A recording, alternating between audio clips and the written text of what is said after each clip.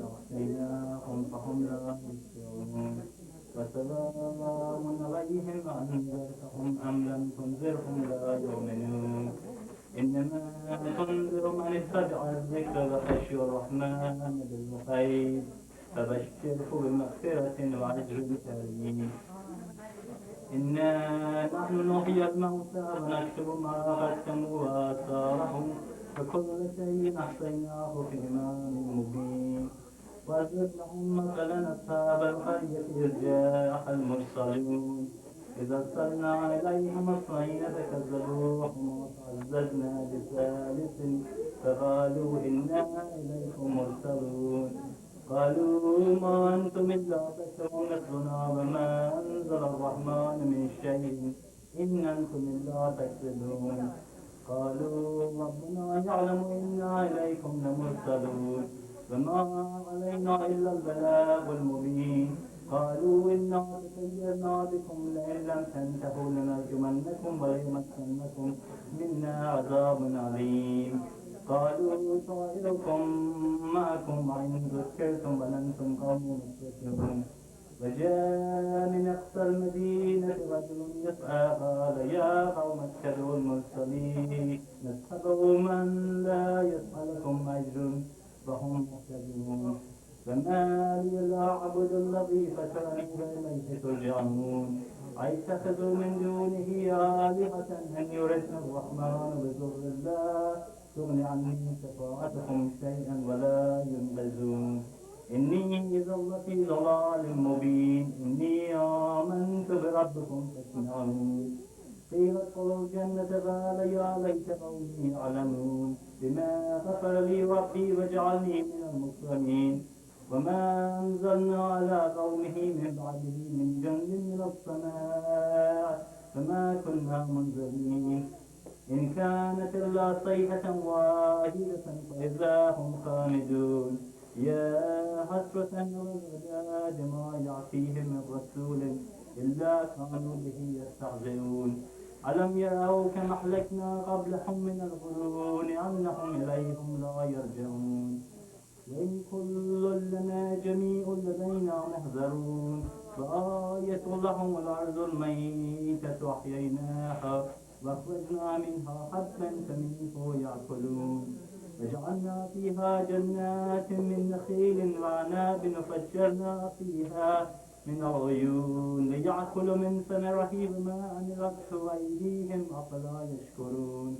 سبحان الذي خلق الأزواج كلها مما تنبت الأرض ومن أنفسهم ومما لا يعلمون فآية لهم الليل نسلخ منه النهار فإذا هم مظلمون والشمس تجري لمستقر لها ذلك تقدير العزيز العليم والقمر قدرناه منازل حتى عاد كالعرجون القديم فالشمس ينبغي لها أن تدرك القمر ولا الليل سابق النهار وكل في فلك يسبحون فآية لهم أنا حملنا ذريتهم في الفلك المشحون وخلقنا لهم من مثله ما يركبون فإن نشأ نغرقهم فلا صريخ لهم ولا هم ينقذون إلا رحمة منا ومتاعا إلى حين وإذا قيل لهم اتقوا ما بين أيديكم وما خلفكم لعلكم ترحمون وما تأتيهم من آيات ربهم إلا كانوا عنها معرضين وإذا قيل لهم أنفقوا مما رزقكم الله قال الذين كفروا للذين آمنوا أنطعم من لو يشاء الله أطعمه إن أنتم إلا في ضلال مبين ويقولون متى هذا الوعد إن كنتم صادقين ما ينظرون إلا صيحة واحدة تأخذهم وهم يخصمون فلا يستطيعون توصيفا ولا إلى أهلهم يرجعون ونفخ في السور فإذا هم من الأجداث إلى ربهم ينسلون قالوا يا ويلنا من بعثنا من مرقدنا هذا ما وعد الرحمن وصدق المرسلون إن كانت إلا صيحة واحدة وإذا هم جميع لدينا محضرون واليوم لا تظلم نفس شيئا ولا تجزون إلا ما كنتم تعملون إن أصحاب الجنة اليوم في شغل فاكهون هم أزواجهم في ظلال على الأرائك متكئون لهم فيها فاكهة ولهم ما يدعون سلام قولا من رب رحيم فامتازوا اليوم أيها المجرمون ألم أعهد إليكم يا بني آدم أن لا تعبدوا الشيطان إنه لكم عدو مبين وأن اعبدني هذا صراط مستقيم ولقد أضل منكم جبلا كثيرا أفلم تكونوا تعقلون هذه جهنم التي كنتم توعدون اصلوها اليوم بما كنتم تكفرون اليوم نختم على أفواههم وتكلمنا أيديهم وتشهد أرجلهم بما كانوا يكسبون ولو نشاء لتمسنا على أعينهم فاستبقوا الصراط فإنا يبصرون ولو نشاء لمسخناهم على مكانتهم فما استطاعوا مصيا ولا يرجعون لمن نعمره ننكسه في الخلق أفلا يعقلون وما علمناه الشعر ما ينبغي له إن هو إلا ذكر وقرآن مبين لينذر من كان حيا ويحق القول على الكافرين أولم يروا أنا خلقنا لهم مما عملت أيدينا أنعاما فهم لها مالكون وذللنا لهم فمنها ركوبهم ومنها يأكلون ولهم فيها منافع ومشارب وفلا يشكرون واتخذوا من دون الله آلهة لعلهم ينصرون لا يستطيعون نصرهم وهم لهم جند محضرون فلا يحزنك قولهم إنا نعلم ما يسرون وما يعلنون أولم ير الإنسان أنا خلقناه من نطفة فإذا هو خصيم مبين وضرب لنا مثلا ونسي خلقه قال من يحيي العظام وهي رميم ويحييها الذي أنشاها أول مرة وهو بكل خلق عليم الذي جعل لكم من شجر الأخضر نارا فإذا أنتم منه توقدون أوليس الذي خلق السماوات والأرض بقادر على أن يخلق مثلهم بلى وهو الخلاق العليم إنما أمره إذا أراد شيئا أن يقول له كن فيكون فسبحان الذي بيده ملكوت كل شيء وإليه ترجعون صدق الله العلي العظيم. اللهم صل على محمد وعلى محمد.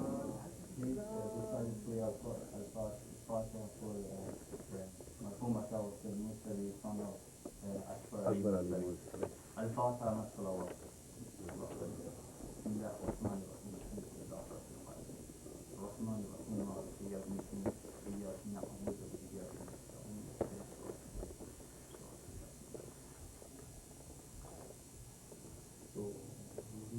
بسم الله الرحمن الرحيم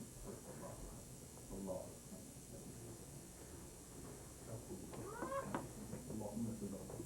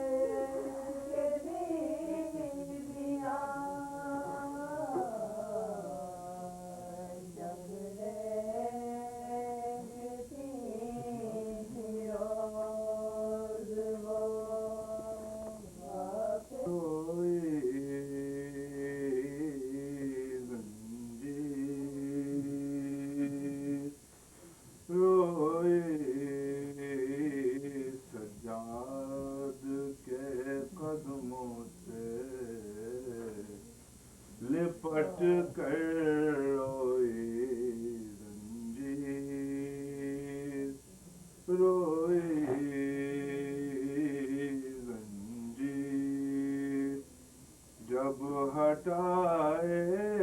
گئے قدموں سے تو ہٹ کر روئے زنجیر روئے زنجیر روئے سجاد کے قدموں سے لپٹ کر روئے زنجیر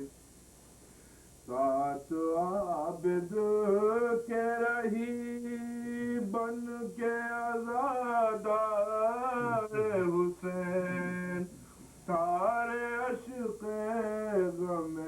سرور میں سمٹ کر روئے زنجیر روئے زنجیر سر کھلے دیکھ کے بلوے میں نبی کی عطرت خون میں ڈوب گئی خاک میں اٹ کر روئی زنجیر روئی زنجیر روئی زنجیر حشر تھا ایک بپا لرزہ برندہ متکبر جس گھڑی حلقہ زنجیر سے کٹ کر روئی زنجیر روئی زنجیر روئی زنجیر دیکھے پیغام شہیدوں کا لہو دیتی ہوئی ایک ایک حلقہ زنجیر میں بٹ کر روئی زنجیر روئی زنجیر روئی زنجیر ترانے لگا باس جری کا لاشا جاتے جاتے جو سوئے نہر پلٹ کر روئی زنجیر روئی زنجیر روئی زنجیر جب بنانے لگا بیمار بہن کی تربت تھر تھر آئی کبھی قدموں سے لپٹ کر روئی زنجیر روئی زنجیر روئی سجاد کے قدموں سے لپٹ کر روئی زنجیر اللہم صلی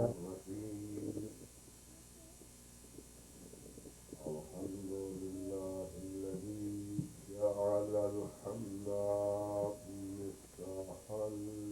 لذكره وخلق الأشياء ناطقة بحمده وشكره والصلاة والسلام على سيدنا ونبينا وشفيع ذنوبنا وطبيب نفوسنا وحبيب قلوبنا أبي القاسم محمد اللهم صل على محمد وآل محمد وصلى الله على محمد وآله الطيبين الطاهرين المعصومين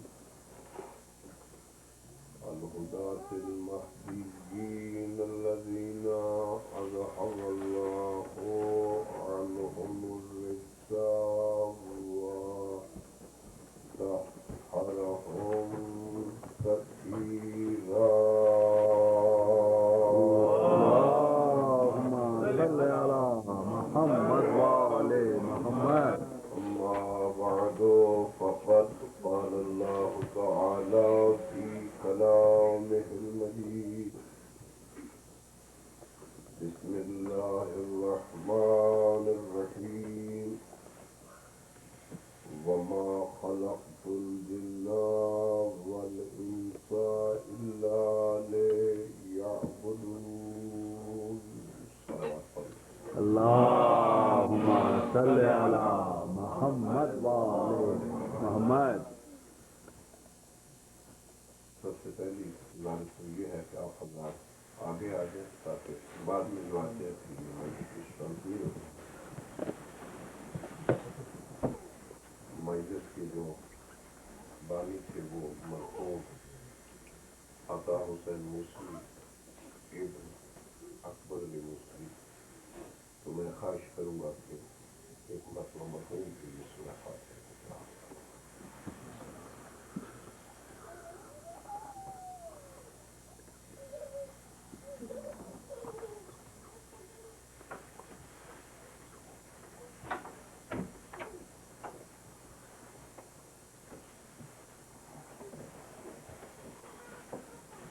صلوات پڑھ لیجیے گا بآواز بلند. صل علی محمد وآل محمد. اب ایک صلوات وہ حضرات البتہ پہلوں سے مل کے جنہوں نے ابھی بھی صلوات پڑھنے میں کوئی سستی کی مل کے ذرا بلند آواز سے اور سب حضرات صلوات پڑھیں. صلوات پڑھنے سے بڑا ثواب ہوتا ہے. اللہم صل علی محمد وآل محمد. ایک چھوٹا سا آیہ مبارکہ جو 3-4 لفظوں پر کلموں پر مشتمل ہے، مگر اس کی اہمیت یہی کافی ہے کہ وہ قرآن کا جز ہے، قرآن کی آیت ہے. البتہ فوق العادت جو اس کی اہمیت ہے وہ یہ ہے کہ خدا عالم نے اس میں مقصد تخلیق انسانی کا تذکرہ کیا ہے کہ میں نے انسان کو کیوں خلق کیا ہے، اس کی تخلیق کا مقصد کیا ہے، اور یہ ضروری نہیں ہوتا کہ جب کوئی بنانے والا کسی چیز کو بنائے اور وہ اس کی ساخت میں اس کا محتاج ہو، کہ خدا نے حضرت انسان کو خلق کیا ہے تو اس کا مقصد یہ نہیں ہے کہ وہ ہماری تخلیق پر محتاج. اس میں جو تذکرہ کیا گیا ہے وہ اصل میں انسان کو بتانے کے لیے کہ انسانیت کا تقاضا جو ہے وہ کیا ہے، اور یہ اتنا قطعی ہے کہ یہ ایک طریقہ ہے، ایک اسلوب ہے. ہر زبان کے اپنے اپنے قاعدے ہوتے ہیں. جب بھی نفی کے بعد کسی شے کا اثبات کیا جائے، اس کو ثابت کیا جائے، تو اس کا نتیجہ جو ہوتا ہے وہ قطعی ہوتا ہے. جیسا کہ یہ کلمہ جو ہمیں کچھ اور آئے یا نہ آئے، اور وہ کلمہ ہر شخص کی زبان پر ہوتا ہے، اور اس کو کہتے ہی ہم اپنی زبان میں کلمہ میں سے لا الہ الا اللہ. یہاں پر بھی نفی ہے کہ پہلے یہ نفی کی گئی ہے کہ الہ کوئی نہیں ہے، اس کے بعد کہا ہے کہ اللہ. تو یہ نفی کے بعد اس بات اور اس کا نتیجہ یہ ہے کہ اللہ ایسا الہ ہے کہ کائنات میں اس کی کوئی مثل نہیں، نہ اس کی کوئی ہم مثال دے سکتے ہیں اور نہ ہی اس کی کوئی مثل ہے۔ یہ ایک قاعدہ ہے کہ نفی کے بعد جب اس بات ہو اس کا نتیجہ جو ہوتا ہے، ریزلٹ جو ہوتا ہے وہ قطعی ہوتا ہے کہ لا الہ الا اللہ۔ اور ایک اور جملہ ہے اس میں بھی نفی کے بعد ایک بات ہے، اور میں سمجھتا ہوں کہ وہ اس سے بھی حضرت انسان کے لیے مزید ایک یقین کی منزل پیدا کر دیتا ہے۔ یقین کی منزل کب پیدا ہوتی ہے؟ اس کے کچھ طریقے ہیں کہ کسی شے کے موجود ہونے کے لیے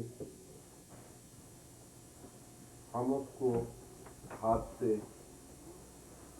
مت کرتے ہیں، ٹٹولتے ہیں، اس کے وجود کا یقین ہو جاتا ہے۔ اگر ہاتھ سے نہ ٹٹولیں تو ایک اور قوت ہے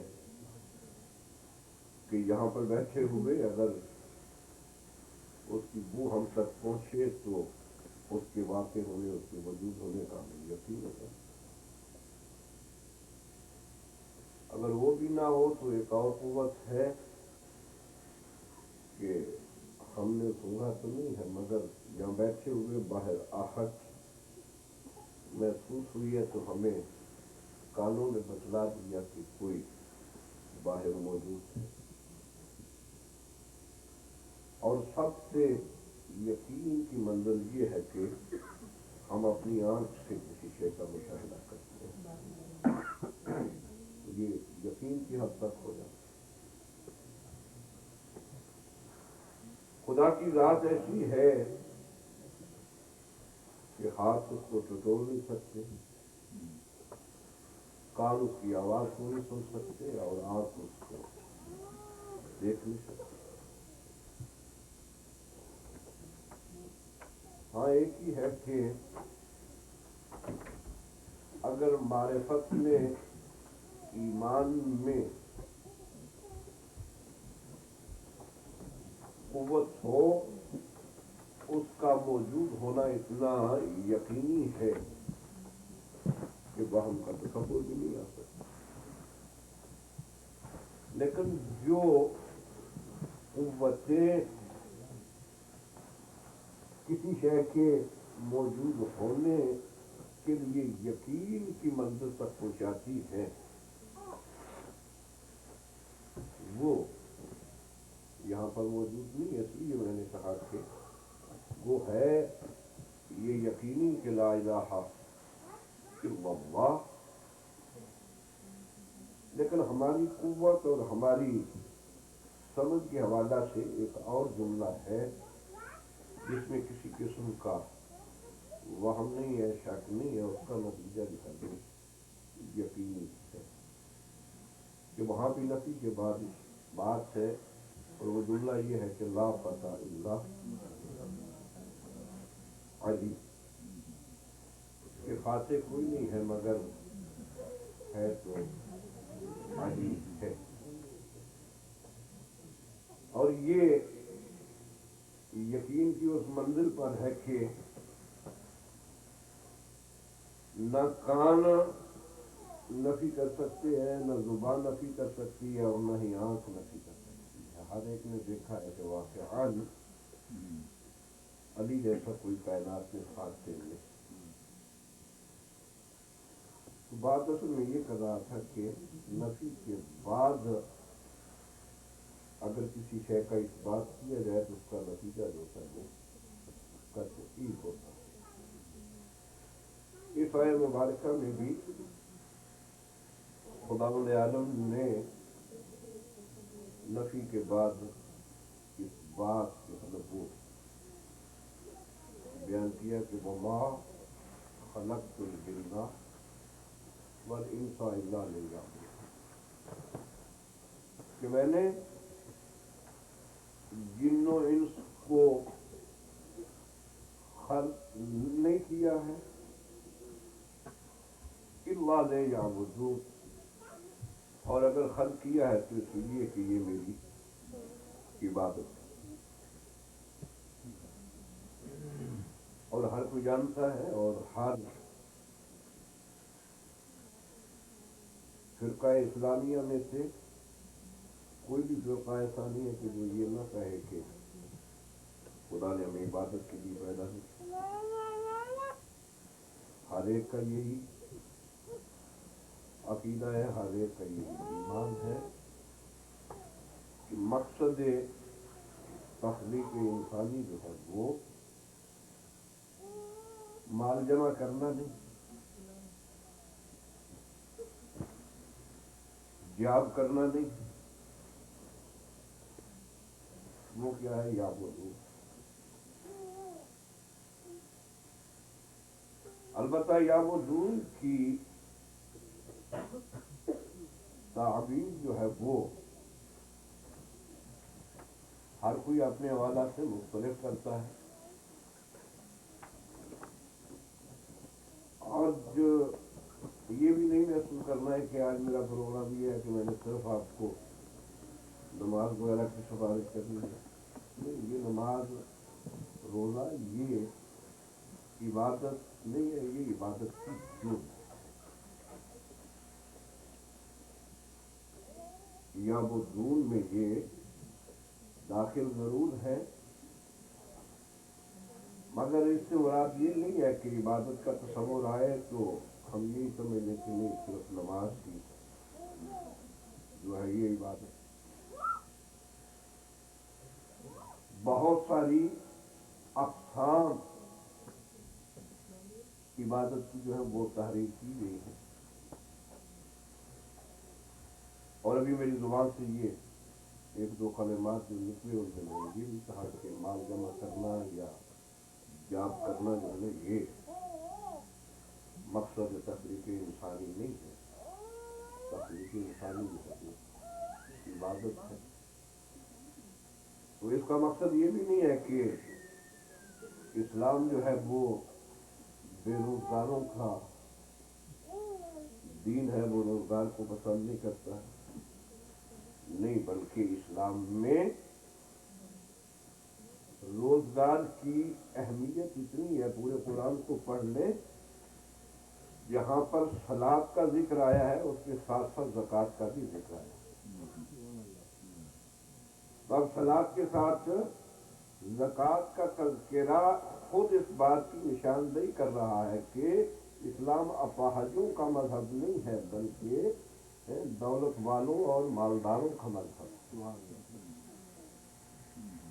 اور یہ جو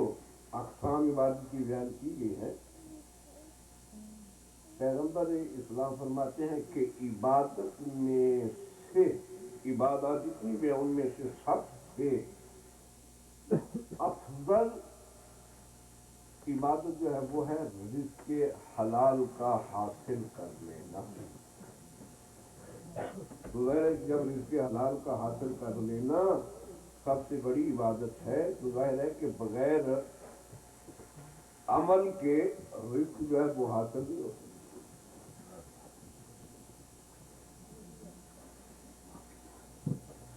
ایک صلوات پڑھ لیجیے۔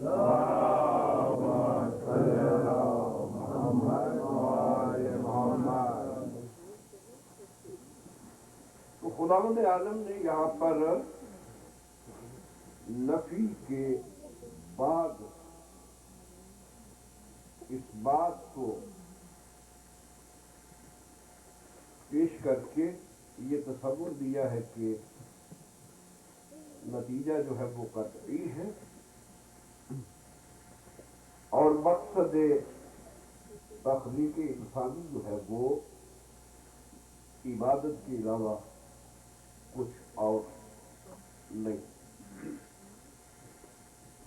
صرف اور صرف جو ہے مقصد تخلیق انسانی وہ عبادت. اور آپ دیکھ لیں قرآن مجید میں جہاں پر نماز روزے کی بات آئی ہے وہاں پر خطاب جو ہوگا وہ یا ایھا الذین آمنوا، اے ایمان والو روزہ رکھو، اے ایمان والو اگر تم میں استطاعت ہے تو حج کرو. لیکن یہاں پر صرف عبادت کی بات آئی ہے، وہاں پر صاحبان ایمان کو خطاب نہیں کیا گیا ہے بلکہ کہا یا ایھا الناس اعبدوا، کہ اے انسانوں اللہ کی عبادت کرو. گویا تصور یہ دینا چاہ رہا ہے کہ تقاضۂ انسانیت یہ ہے کہ عبادت کی جائے. کس کی عبادت کی جائے؟ جس نے تمہیں خلق کیا، جس نے تمہیں پیدا کیا. اب عبادت ہے کیا؟ تو چونکہ جنوں ان کی تخلیق کے حوالہ سے یہ قرآن مجید کی آیت میں بات ہو رہی ہے وما خلقت الجن والانس الا لیعبدون، اور جنات کا تذکرہ پہلے ہے اور انسان کا بعد میں. محرم میں ایک تقریر میں ہم نے مختصر تذکرہ بھی کیا تھا کہ جنات جو ہے یہ پہلی مخلوق ہے.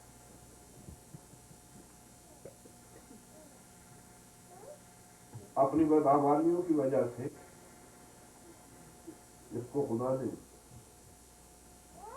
ہلاک کر،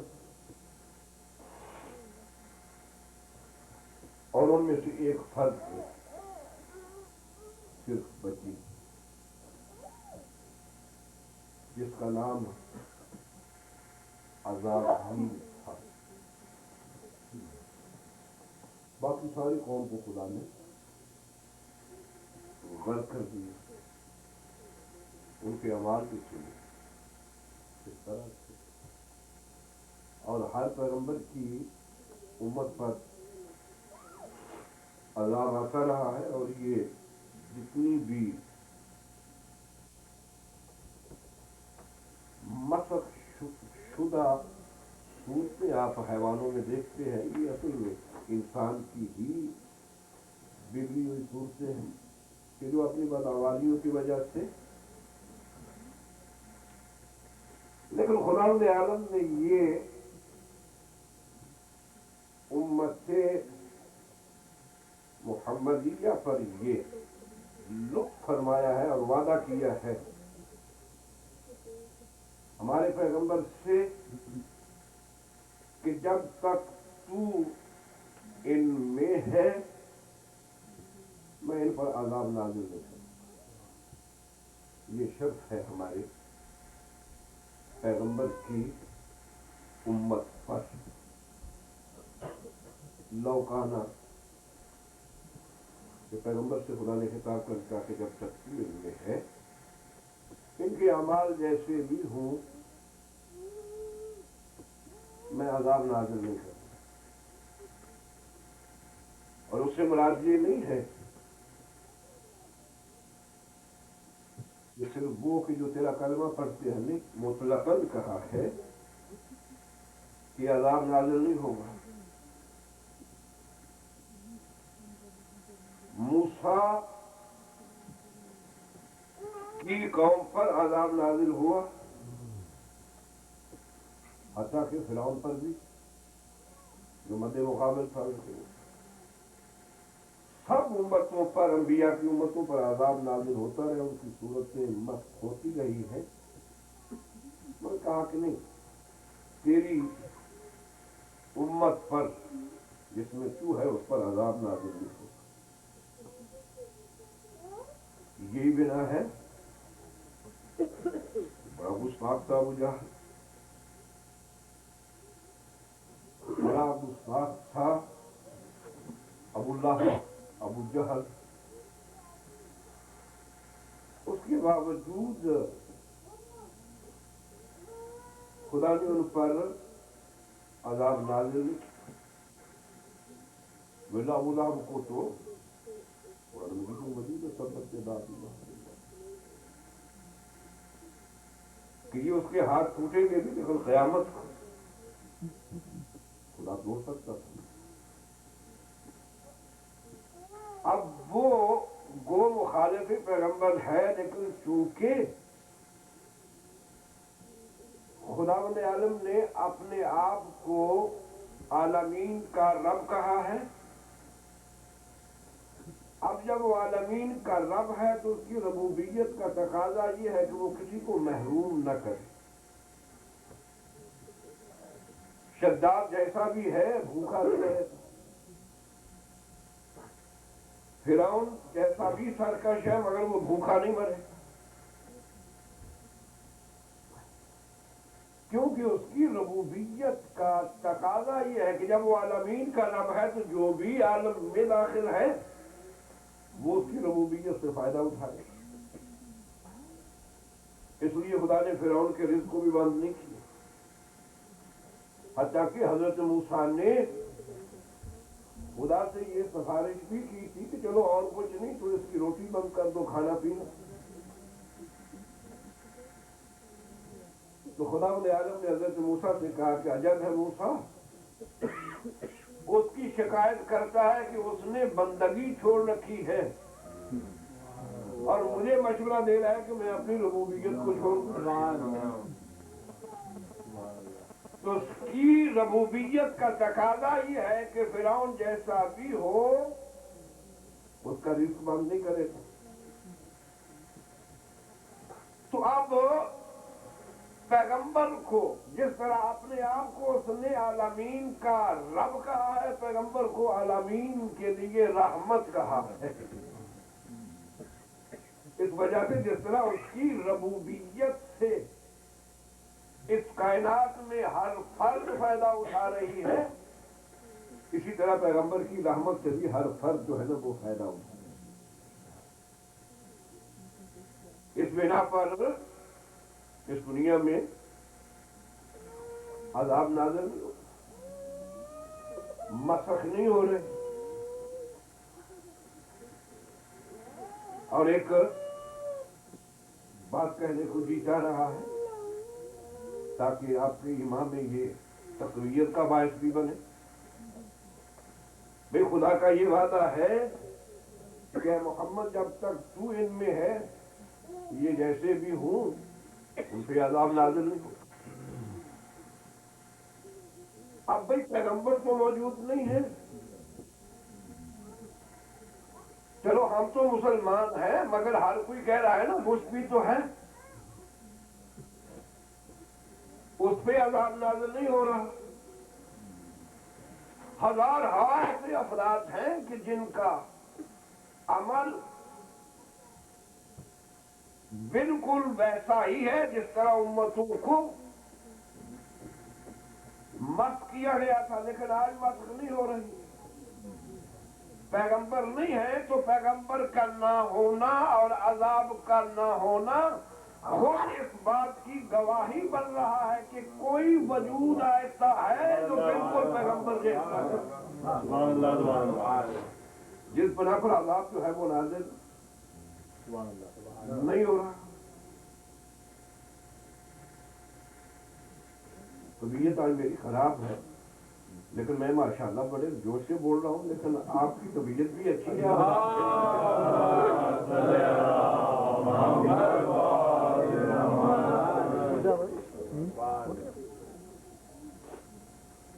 تو خدا نے مقصد تخلیق انسانی جو ہے وہ عبادت اس کا جنات کا اور انسان کا، تو بات کر رہا تھا کہ جنات کو ختم کیا گیا اور ان میں سے ایک فرد بچی جس کا نام تھا آزادی. اب چونکہ تنہا رہنا، اکیلا ہونا خدا نے صرف اپنے لیے رکھا ہے. دوسروں کے لیے خدا پسند نہیں کہتا کہ تم اکیلے رہو، تنہا رہو. حتیٰ کہ شریعت کا حکم بھی ہے کہ تنہا بیٹھنا بھی، تنہا سونا بھی یہ اچھا عمل نہیں، کراہت ہے. گھر میں تنہا نہ رہو، کیونکہ تنہائی زیبا ہے صرف اس کو. وہ کہتا ہے جب آپ تنہا بیٹھیں گے تو چونکہ تنہا ہونا صرف میرا خاصہ ہے، جب آپ تنہا ہوں گے تو یا آپ کا ساتھی رحمان بنے گا، اور اگر آپ اس قابل نہیں ہیں تو پھر آپ کا ساتھی شیطان بن جائے گا. اس لیے یہ خوبی نہیں ہے کہ اب یہ ہمارے ہاں مغرب میں یہ فکر ڈال دی کہ ہر بندے کا بیڈ روم جو ہے نا وہ جدا جدا ہونا چاہیے، ہر چیز جو ہے نا وہ سیپریٹ ہو. لیکن نہیں، اسلام نے اجتماعیت کو زیادہ اہمیت دی ہے کہ آپ نماز گھر پہ پڑھیں اس کی اتنی اہمیت نہیں ہے. وہی نماز اگر جا کر کے آپ مسجد میں ادا کریں تو اس کی نماز وہی ہے، رکعتیں وہی ہے، رکوع اتنی ہے، سجود اتنی. مگر یہ ہے کہ ان کی اہمیت جو ہے نا وہ بڑھ جائے. اور جو نمازی بڑھتے جائیں گے کہ پیغمبر فرماتے ہیں جب 10 سے زیادہ تعداد بڑھ جائے تو وہ جو لکھنے والے فرشتے ہیں، ہر بندے کے ساتھ خدا نے 2 فرشتے مقرر کیے ہوئے جو لکھتے رہتے ہیں ہمارے افعال کو، ہمارے اعمال کو. تو کہتے ہیں کہ جب 10 سے تعداد بڑھ جاتی ہے تو وہ قلم رکھ دیتے ہیں، پھر وہ لکھتے نہیں. پوچھا یا رسول اللہ قلم کیوں رکھ دیتے ہیں؟ تو پیغمبر نے فرمایا کہ اس لیے رکھ دیتے ہیں کہ جب 10 سے تعداد بڑھ جائے تو اس کی عظمت، کمال اور ثواب میں اتنی وسعت ہو جاتی ہے کہ تحریر میں لایا ہی نہیں جا سکتا. اتنی اہمیت. تو خدا نے اس تنہائی کی بنا پر اس عزازیل کو کہا کہ تم فرشتوں میں آ کر کے بیٹھا کرو. تو یہ عزازیل جو ہے یہ فرشتوں میں آ کر کے بیٹھے. اور آپ کو معلوم ہے کہ ماحول کا اثر جو ہے وہ یقینی ہوتا ہے. اب فرشتوں کا ماحول تھا، اس نے ان میں سے اتنا اثر لیا، اتنا اثر، اتنے وہ اثر انداز اس پہ ہوئے کہ یہ ملائکہ میں ترقی کرتا کرتا صف اول پہ آ گیا، پہلی صف میں. اب ترقی کیسے کر لی اس ماحول میں؟ اور بڑا مشکل ہوتا ہے، اس کے لیے بڑی صلاحیت، بڑی قابلیت کی ضرورت ہوتی ہے. اور فرشتے وہ ہے کہ ان کی تخلیق، ان کا پیدا ہونا ہماری طرح نہیں، جنات کی طرح نہیں. وہ ایک وجود ملائکہ کا اس طرح ہے، اس کی تفصیلات جو ہے وہ نہج البلاغہ میں ایک مکمل خطبہ ہے مولا کا، اس میں انہوں نے بیان فرمائی. کہتے ہیں کہ یہ ایک ایسا وجود ہے کہ جس حیات میں، جس صورت میں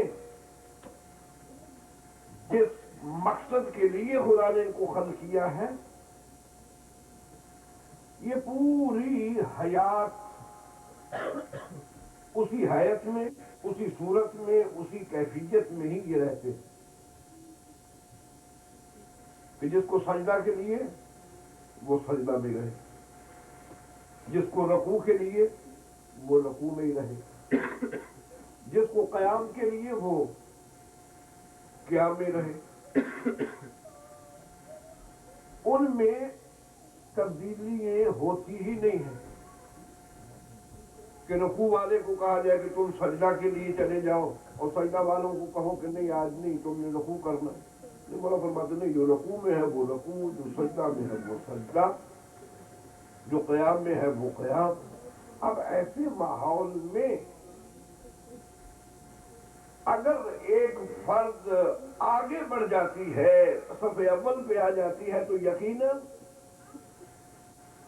اس کا رکوع کرنے والوں سے بہتر ہوگا، اس کا سجدہ کرنے والوں سے بہتر ہوگا، اس کا قیام کرنے والوں سے بہتر ہوگا، اس کا قعود والوں سے بہتر ہوگا کہ اس کو صف اول پہ لا کر کے کھڑا کر، اور اتنا آگے بڑھایا اس کو کہ وہ منزل بھی آ گئی کہ بغیر واسطہ کے یہ اپنے معبود سے ہم کلام ہونے لگے۔ دیکھیں یہ کتنی ترقی ہے کہ فرشتوں کو رونتا ہوا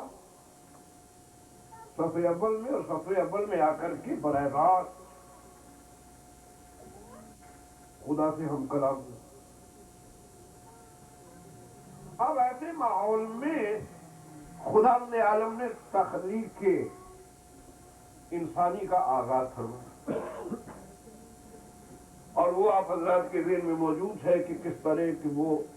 4 عناصر سے ایک مجسمہ بنایا، اور تاریخ انسان سازی میں یہ چیزیں بیان کی گئی ہیں کہ کتنے ہزار سال تک یہ جدا آگ اپنے مقام پہ روشن رہی، مٹی اپنے مقام پر، پانی اپنے مقام پر کھولتا رہا، ہوا اپنے مقام پر چلتی رہی، اور پھر ان سب عناصر کو جمع کر کے ایک مجسمہ، اور کئی ہزار سال وہ مجسمہ جو ہے وہ فرشتوں کے سامنے موجود رہا۔ تو فرشتوں نے یہ خدا عالم سے پوچھا، اور اس نے بھی خدا عالم سے پوچھا کہ یہ کیا ایک مجسمہ بنایا؟ تو خدا عالم نے فرمایا کہ جاعل فی الارض خلیفہ، میں اس کو یہ زمین پر خلیفہ بنا رہا۔ اب فرشتوں کو تو اس سے تعلق نہیں تھا، اس کا تعلق چونکہ زمین سے تھا، یہ وہاں سے ترقی کر کے بلندی کی منزل پر پہنچا، تو اس نے زمین پہ وہ زرخیزی اور زمین پہ وہ ہلچل اور سب کچھ دیکھا ہوا تھا۔ اس نے پوچھا کہ اس کو پیدا کرنے کی ضرورت کیا؟ کہا اس لیے میں نے پیدا کیا ہے کہ میں زمین پہ ایک مخلوق بنا رہا ہوں، اور وہاں پر یہ میرا نائب ہو، فی الارض خلیفہ، یہ زمین پہ میرا خلیفہ ہو۔ اور فرشتوں سے کہا کہ جب فَإِذَا سَوَّيْتَ وَنَفَخْتُ فِيهِ مِن رُوحِي، کہ جب میں اس کو مکمل کروں وَقَعُوا لَهُ السَّاجِدِينَ، تو تم سب نے اس کو سجدہ کرو۔ اب یہ جو عبادت کر کر کے اتنا آگے بڑھا تھا، یہ فوراً کہنے لگا کہ نہ، یہ فرشتے کرتے رہے سجدہ مگر میں نہیں سجدہ۔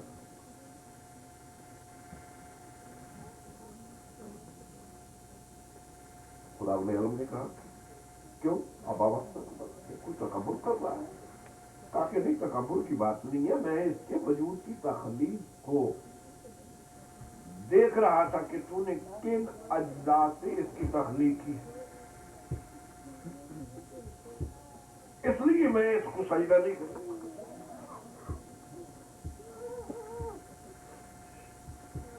خدا نے کہا کہ تجھے میں نے صرف آگ سے خلق کیا ہے، اور اس کو صرف آگ سے نہیں، اس میں پانی بھی ہے، اس میں مٹی بھی ہے، اس میں ہوا بھی ہے، چار عناصر سے تو ایک سے بنا ہے،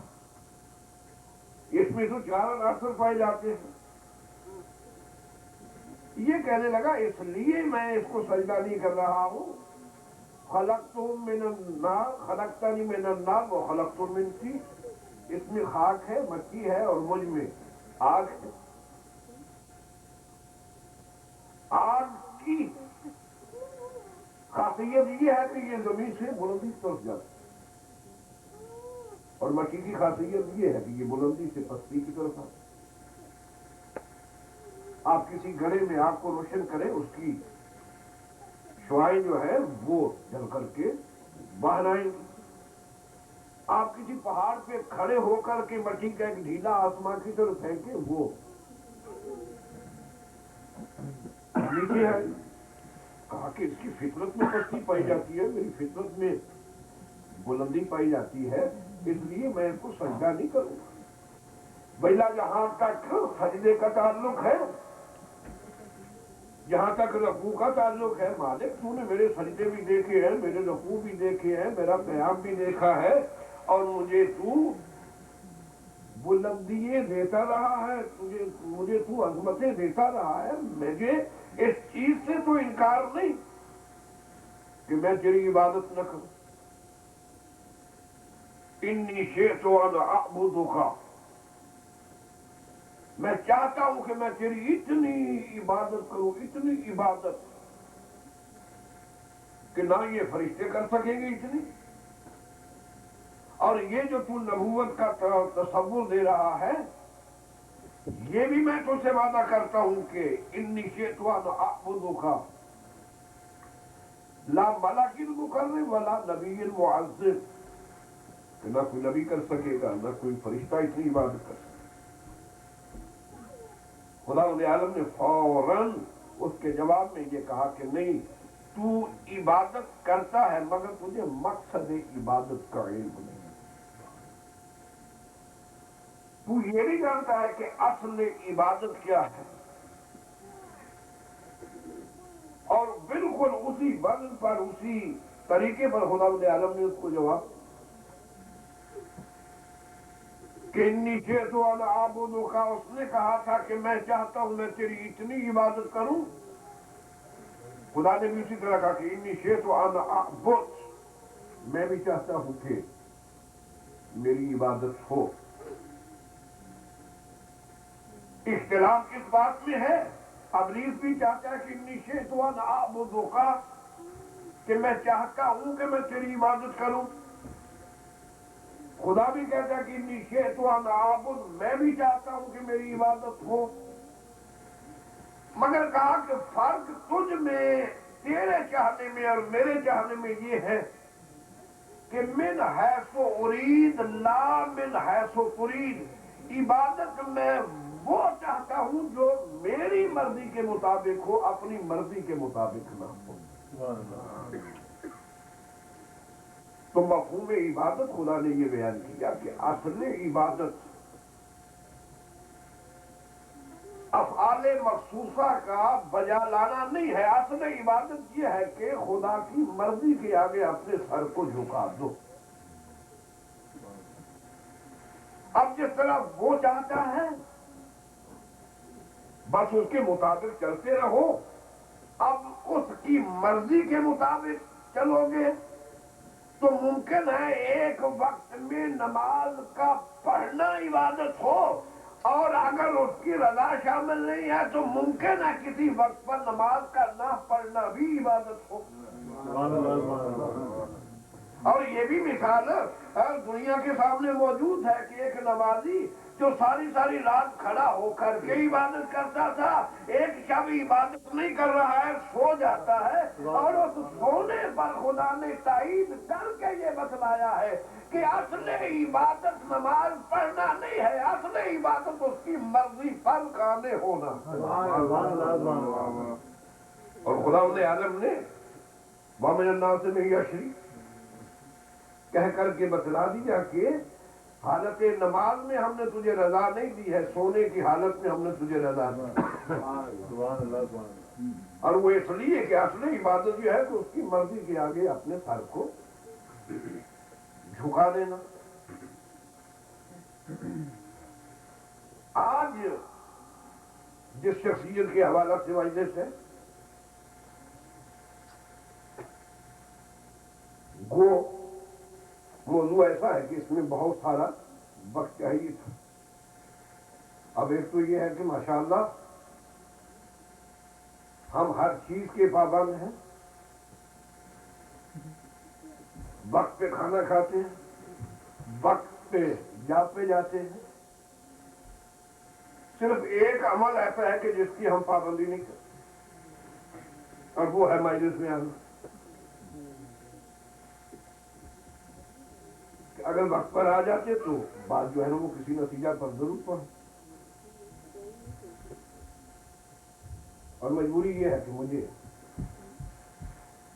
جا کر کے مدینہ سورہ علم میں مجلس پڑھنا۔ آج جس شخصیت کے ساتھ مجلس منسوب ہے اس کو عبادت گزار نہیں کہتے،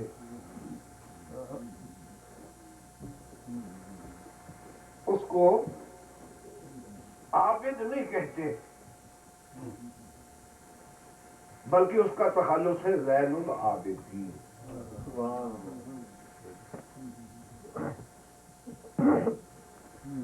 زین العابدین کا معنی یہ ہے کہ عبادت کرنے والوں کی زینت۔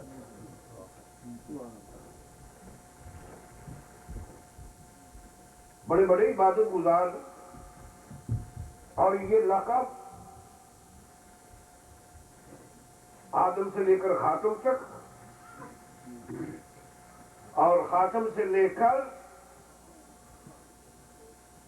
عصمت کا سلسلہ جہاں تک بھی چلتا رہا ہے اور چلے گا، یہ لقب کسی کو اور کو حاصل نہیں۔ حالانکہ عبادت کرنے والوں کی یہ بھی عظمت ہے کہ عبادت کرنے والوں کو خدا نے روک روک کے بھی کہا ہے کہ اتنی عبادت نہ کیا کر۔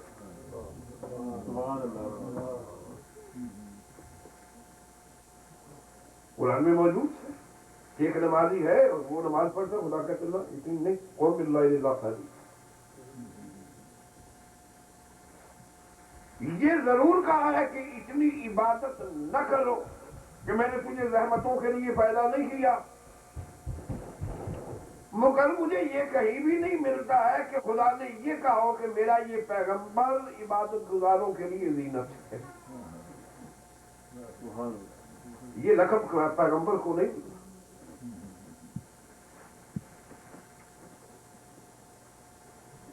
یہ لقب جو ہے یہ فقط اس امام کے حصہ میں ہے، اور جو میں نے تجزیہ کیا ہے، معصوم کسی صفت میں بھی دوسرے معصوم سے کم نہیں ہوتا، لیکن ایک ایک صفت میں ہر معصوم کی عظمت جو ہے نا وہ کمال کی منزل پہ ہوتی ہے، اور اس عمل کی وجہ سے اس کی وجہ شہرت ہو جاتی ہے۔ اب نعوذ باللہ من ذالک کا کوئی بھی انبیاء میں سے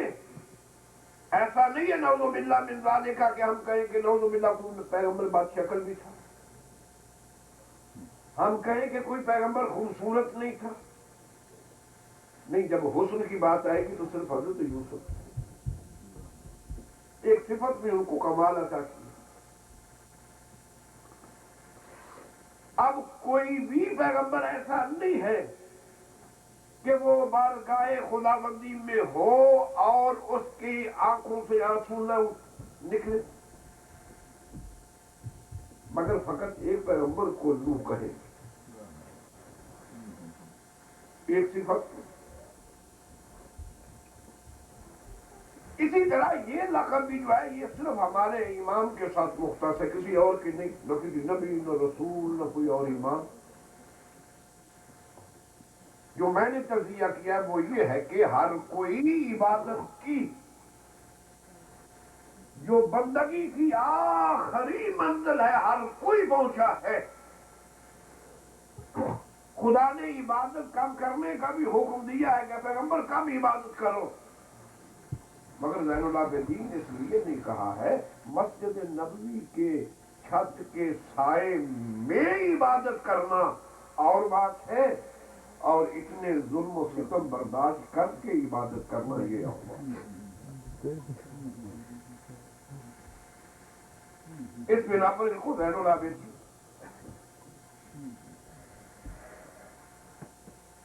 وقت کم ہے، وہی نہ میں ہر پہلو پہ تھوڑا تھوڑا تذکرہ کرتا ہوں کہ یوں ہی زین العابدین نہیں کہہ دیا گیا ان کو۔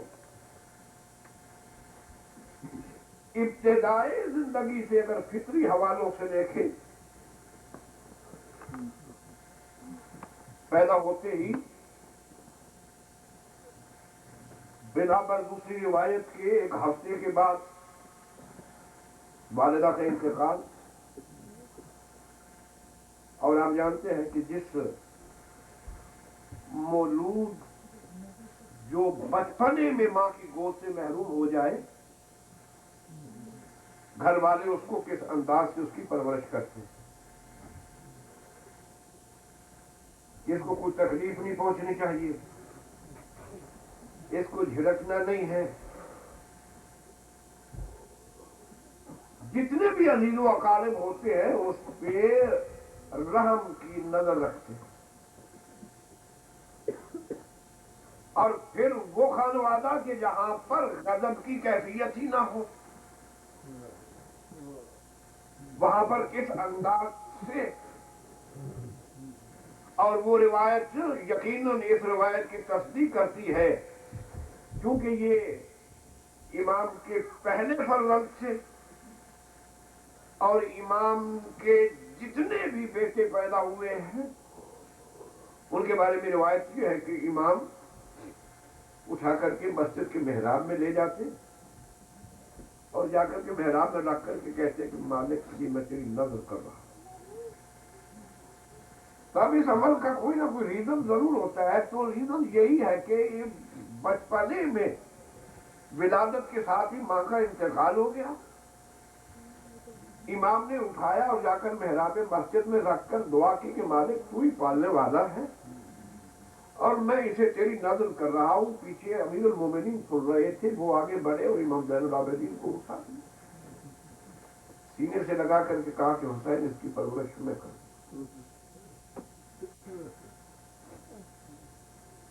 2 سال تک امیر المومنین کی گودی میں کھیلتے رہے۔ اب بھائی ہر نواسا ہر پوتا اپنے دادا کو عزیز ہوتا ہے، پھر امیر المومنین جیسا جب کتنی رحمت کے ساتھ، کتنی شفقت کے ساتھ، کتنے پیار کے ساتھ پالا ہوگا 2 سال تک۔ اب پرورش کچھ اس طرح انداز میں ہوئی تھی، میں نے ایک روایت میں پڑھا ہے کہ امام حسن نے ایک مرتبہ جو ان کا مختصر تھا چند مہینوں کا عرصہ حکومت کا گزرا ہے، اس میں کچھ خطوط لکھوانے کے لیے امام کو بلایا اور کہا کہ زین العابدین اے سجاد علی یہ لکھو۔ کہتے ہیں چند سطریں لکھی تو قلم رکھ کے اپنا ہاتھ جو ہے وہ چچا کے آئی اور کہا کہ چچا میرے ہاتھ جو ہے وہ قلم کی سختی کو برداشت نہیں کرتا.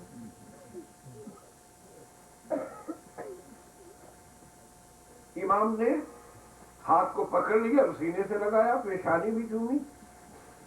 ہاتھوں کا بھی بوسہ لیا اور آنکھوں میں آنسو دیا.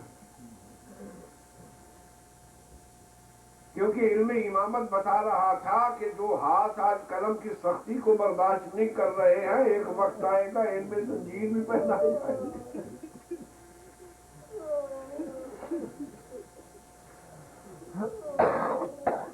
اب جس کی تربیت، جس کی پرورش اس انداز سے ہوئی ہوگی، اب ہم تصور بھی نہیں کر سکتے کہ کربلا سے شام اور راستے میں یہ کوفہ کی منزلیں کس طرح طے کر لیے تھے امام.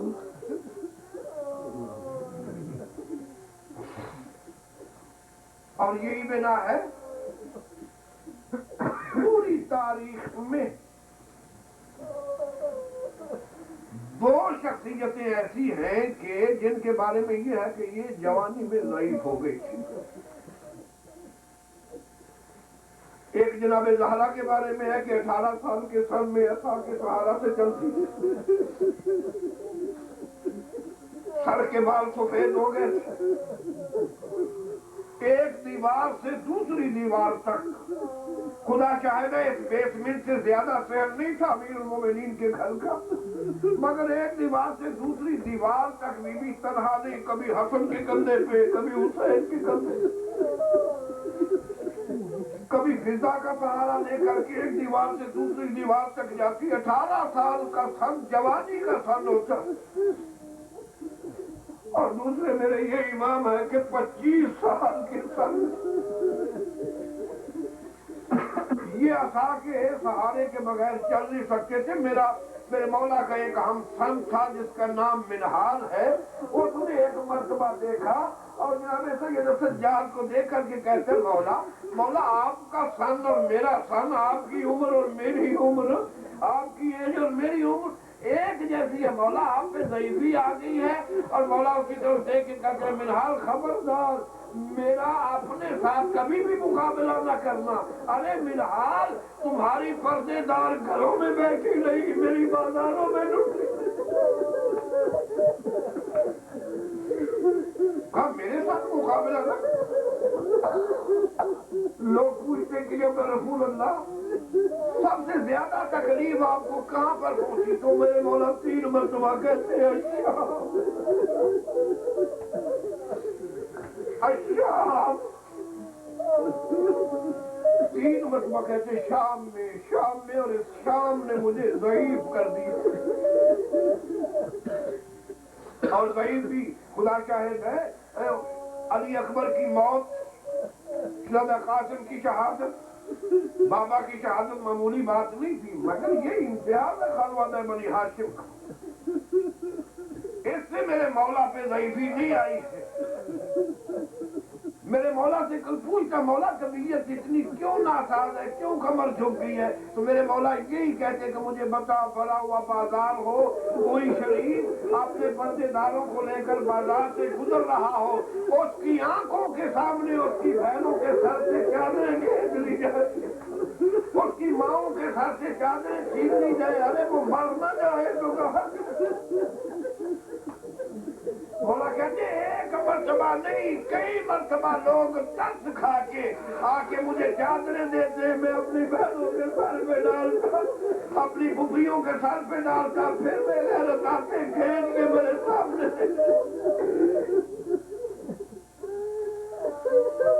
مانی یوسف جین نے امام کے بارے میں ایک واقعہ لکھا ہے اور لکھتا ہے کہ ماہیے بے آب کی طرح تڑپ گئے میرے مولا بازار میں. اور وہ واقعہ کہاں کا ہے؟ آپ ذاکرین سے واعظین سے سنتے رہتے ہیں. ایک باب الساعات اس لیے اس باب کو کہتے ہیں کہ وہاں پر کافی دیر تک قیدیوں کا قافلہ جو ہے یہ رکا رہا. میں نے روایت میں یہ پڑھا ہے کہ 15 آذانیں اس قافلہ نے وہاں پر کھڑے ہو کر کے اپنے کانوں سے سنی. 15 آذانیں 3 دن بنتے ہیں. یہ شام میں پہنچ کر کے اس باب اسفا آگ پہ 3 دن پر رکے رہے اور صرف اس لیے رکے رہے کہ پیغام آ جاتا کہ ابھی قافلہ کو نہ لانا, ابھی فلاں ملک سے فلاں سفیر جو ہے نا وہ نہیں پہنچا, فلاں ریاست سے فلاں رئیس جو ہے وہ نہیں پہنچا ہے. تو یہ سجاد اپنے قافلہ کو لے کر کے اس لیے رکے رہے کہ رؤوسا آئے اور ہمارا تماشا دیکھنے کے لیے. کہتے وہاں پر یہ قافلہ رکا ہوا تھا کہ میرے مولا پہ اتنا گریہ طاری ہوا کہ شام کی دیواریں بھی رونے لگ گئی. اور وہ ہوا کیا, اسی بابو ساتھ پہ رکے ہوئے تھے, ایک مرتبہ آواز آئی پردہ پردہ پردہ. ہر ایک نے دیکھا کہ پردے کی آوازیں کہاں سے آ رہی. دیکھا کہ ایک خاتون ہے جس نے برقع پہنا ہوا اور اس کے آگے کچھ کنیزیں پردہ پردہ کہہ کر کے راستہ بنا رہی ہے. اور وہ خاتون آئی بھی کہاں, یزید کا محل تھا ساتھ ہی, اس محل سے نکل کے وہ خاتون آ گئی اور آگے آگے کنیزیں راستہ ہٹا رہی ہے. اور عین وہ خاتون اس جگہ پر آگئی جہاں پر زمین پہ جناب زینب, ام کلثوم, جناب رباب سب لوگ بیٹھے ہوئے تھے. اور ایک کونا پر میرے مولا سجاد جو تھے وہ کھڑے ہوئے تھے. کہتے ہیں کہ وہ خاتون آگے بڑھی جو پردہ دار تھی, اس کے لیے کرسی رکھی تھی اور اس جگہ پر رکھی تھی جہاں پر جناب زینب بیٹھی ہوئی تھی. وہ آنے والی آ کر کے بیٹھ گئی. آنے والی کا نام ہے ہندا اور یہ یزید کی زوجہ تھی. آ کر کے جناب زینب سے کہتی ہے قیدیوں, سب سے پہلے میں آپ سے معذرت کرتی ہوں, میں آپ سے معافی مانگتی ہوں, میں قطر نہ آتی. آج 3 دن ہو گئے ہیں, آپ بالکل میرے محل کے دروازے کے سامنے آپ کا قافلہ رکا ہوا ہے, میں باہر نہیں نکلی. آج مجبور ہو کر میں باہر نکل آئی ہوں. اور باہر میں اس لیے نہیں نکل رہی تھی, میں یزید سے شادی سے پہلے کوفہ میں ہوتی تھی. اس وقت امیر المومنین علی ابن ابی طالب کی حکومت. میں نے ایک دن اپنے امام سے کہا مولا مجھے کوئی نصیحت فرمائے. تو میرے مولا نے یہ کہا کہ آئندہ تجھے یہی نصیحت ہے کہ اگر کوئی مجبور تو دیکھ لے تو اس کا تماشا نہ دیکھ. کہا میں آج محل میں بیٹھی ہوئی تھی, آج 3 دن ہو گئے آپ کا قافلہ آیا ہے, میں جو ہی نکلنے لگتی فوراً خیال آ جاتا کہ نہ باہر نہ جانا, تجھے علی نے منع کیا ہے, کسی مجبور کا تماشا نہ دیکھ. کہا میں باہر آتی, میرے قدم رک جاتے, مگر تم عجیب ہو, مجھے نہ گھر میں سکون ہے, نہ گھر بیٹھ سکتی تھی, نہ باہر نکل سکتی تھی, مجبور ہو کر کے میں باہر آ گئی ہوں. قیدیوں بتاؤ میں آئیے بنا دن نہ تم کہاں سے اجڑ کر آئے. جناب زینب کہتی ہے ہندا تم پوچھ رہی ہے کہ کہاں سے اجڑ کر آئے ہو. ہندا آنے تو مدینہ سے اجڑ کر آئے ہیں. کہتے ہیں کہ جب کہا نا مدینہ سے اجڑ کے, ہندا جو ہے نا وہ کرسی چھوڑ دیتی ہے اور زمین پہ بیٹھ جاتی ہے اور دیکھ کے کہتی ہے خیزن تو نے مدینہ کا نام لیا ہے, میں نے مدینہ کی عظمت اور جلالت کی بنا پر کرسی تو چھوڑ دی ہے, مگر خیزن ایسا ہو نہیں سکتا تو کوئی مدینہ سے اس طرح اجڑ کر آ جائے. کہا نہیں, مدینہ تو امن کی جگہ ہے, وہاں پر تو لوگوں کو پناہ ملتی ہے, تو نہیں جانتی مدینہ کے سرداروں کو. نہیں تو مدینہ سے نہیں. زینب کہتی ہے نہیں ہم مدینہ سے اجڑ کر آئے. وہ کہتی ہے اگر تم مدینہ سے اجڑ کر آئی ہے تو میں تجھ سے 1-2 باتیں پوچھتی ہوں, اگر تم مجھے جواب دے گی میں مان جاؤں گی تو مدینہ سے آئی ہے. جناب زینب کہتی ہے پوچھ. کہا مجھے یہ بتا کر تم مدینہ سے آئی ہے, آقا رفینا علی ابن ابی طالب, کیا تو علی ابن ابی طالب کو جانتی ہے. جناب زینب کی آواز آتی ہے جس طرح میں جانتی ہوں نا کائنات میں کوئی نہیں جانتا. کہتی ہے تو نے سن لیا ہوگا نام علی ابن ابی طالب کا, اس کو تو کائنات پہچانتی ہے.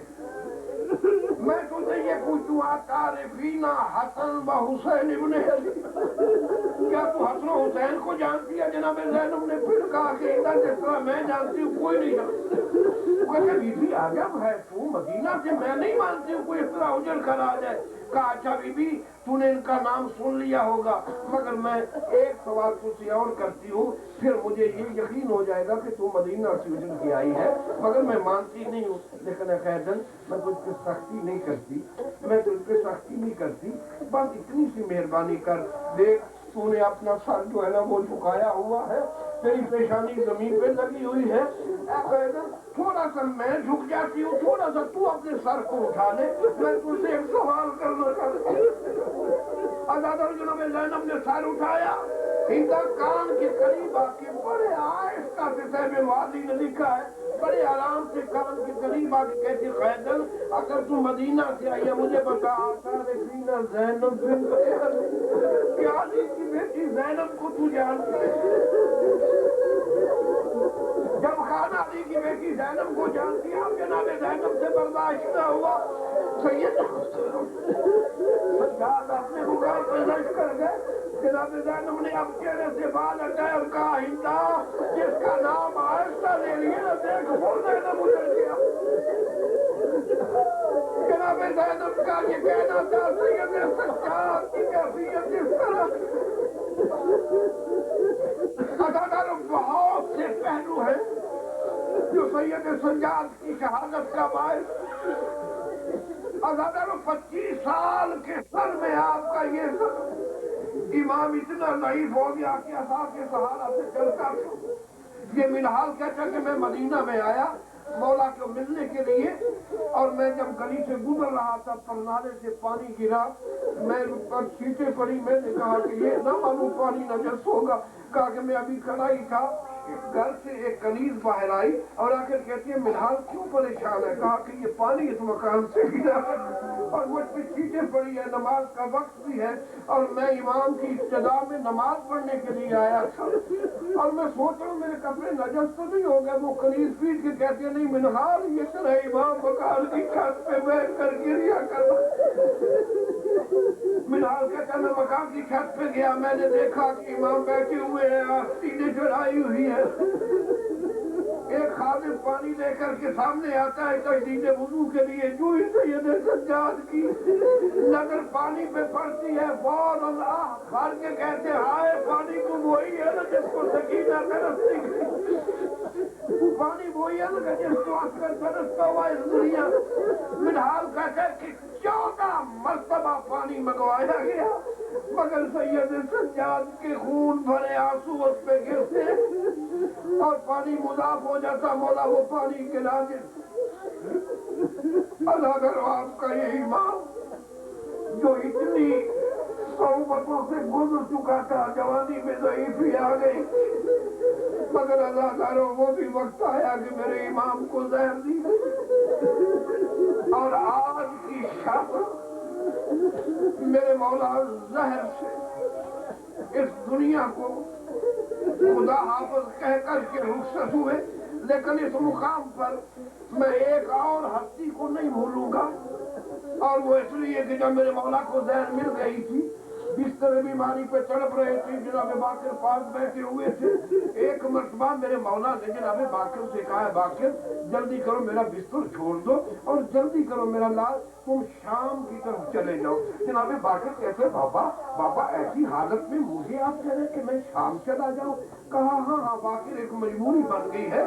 جاؤ اس نے امامت سے جلدی جاؤ اور جلدی واپس آ جاؤ میری تجہیز و تقسیم میں بھی. اور کہا مولا بابا میں کہاں چلا جاؤں. ازادارو امام نے کہا کہ میرے قریب آؤ. اعجاز امامت سے جناب باقر کو ایک چیز دکھلائی اور وہ چیز کیا تھی میں نے رواج میں پڑھا ہے جناب زینب کی قبر پر ایک ضعیفہ اپنی پیشانی رکھے ہوئے کہہ رہی ہے زینب ساری زندگی میں نے آپ کی خدمت کی ہے اور آج میں دیکھ رہی ہوں کہ میرا وقت آخرت آ گیا ہے. میں چاہتی تھی کہ میرا سید سجاد آ کر کے جنازہ پڑھا. اگر سجاد نہ آ سکتا تو کم از کم باقر ہی آ جاتا میرا جنازہ پڑھاتا.